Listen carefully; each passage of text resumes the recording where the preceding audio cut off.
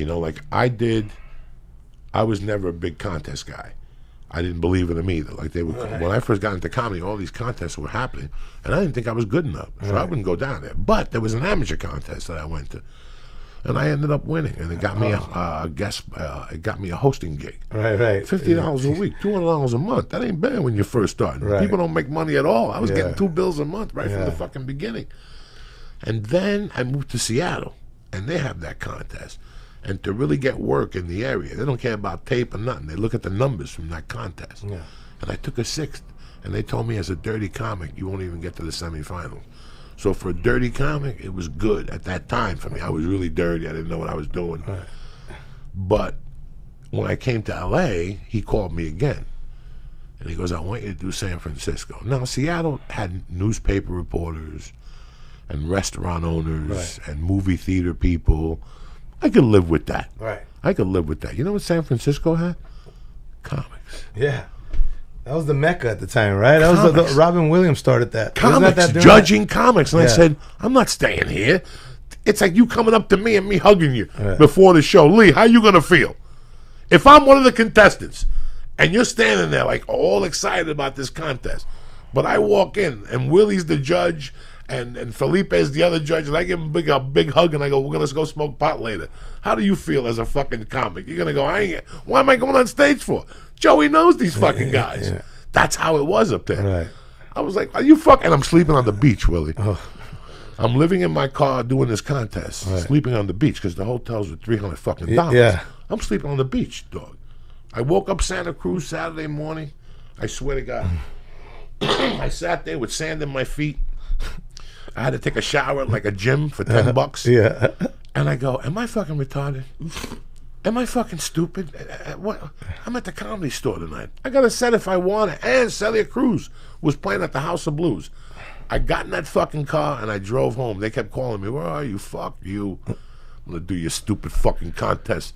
Celia Cruz is in town. And I got an 11 o'clock at the store and shit. Fucking getting judged by other comics that are hugging it up and smoking dope. The promoter came up to me and he goes, you got any weed? The dude who ran the fucking thing was like, I know you got weed on you. You're going to have to smoke me out before the night is over. You're the fucking promoter. You got to smoke me out, you fuck. Right. It's crazy how it's like there's no other. Is there a business that will compares to it at all? Every fucking business has the shit side of it. Well, yeah, they have every dirt business bags. had the shit side of it. Every business has. In the beginning, everybody rapes you. You know, everybody fucks you in the ass. At any business, whether you're an editor, a mechanic's helper, you know, they're paying you $8, but they're charging $22.50 for you, and laughing the whole way. You know what I'm saying? I mean, you're getting fucked the whole time, but it's what you take from the experience and what you learn and what, you know, when we used to go to Latino night on a Monday night, right? Yeah. You walk into Latino night, there were people hanging from the rafters, $22.50. Right. Jamie gave you $25. There was 6 comics. His budget was $150. Where the fuck do you think that there's 300 people in there? $22.50. There's $2,000 in the room. You get his budget was, you know, $10 a beer. Yeah, $10 a beer. He's making $6,000 for the fucking night. They're Mexicans going crazy on a fucking Monday night. And where do you think that money goes, Lee? But you accept it because you go, you know what, man? I'm a starting comic. How lucky do you feel just to be fortunate to be in this position?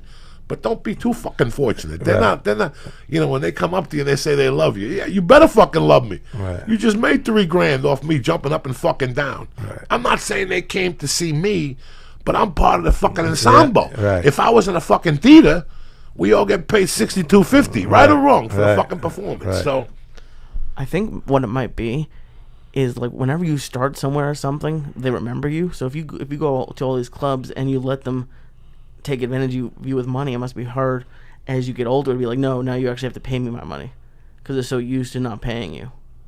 Well, you got representation fighting for you. Yeah. You got, you know. It's really weird when you're out there fighting for yourself and all of a sudden an agent pops in your life. Right. And he calls you with a number and you're like, wait a second. I did that same gig 3 years ago for $500. How'd you get me $5,000? You get pissed off for 2 minutes. Yeah.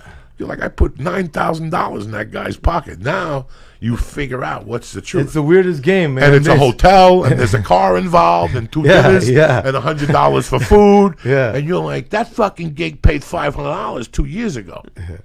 Yeah, because you didn't have representation. No, it's because, here it goes, man. You call up the place and you go, hey, I'm funny. And they go, oh, you're funny, all right? So then they give you a contract. The contract sucks dick, right? But then a couple of years pass by. Now an agent calls, hey, he's really funny. Oh, he is. See, wait, you know what I mean? It's a different story, man. It's such an evolution. Like, I sit back, first of all, I did something with my life. I stuck with something, right, which was the most important thing of life, sticking with something. Yeah. You see these people that keep moving around. Every day when I wake up, I have a notebook that I just write what right, I feel. I got to go to jiu-jitsu today. I got to meet Willie. Right. I got to do this. And at the end, I always write, I'm very happy that I did something with my life. Nice, man. That's real cool. Because anything you're going to do that you have a dream of doing, look at the Stones, okay? Look at the fucking Rolling Stones, man. Right. They're each worth $250 fucking million. I don't know how much they're getting in Palm Springs. Those tickets are $250 a piece. They got to be walking out of there with $600,000. They paid their dues. Yeah.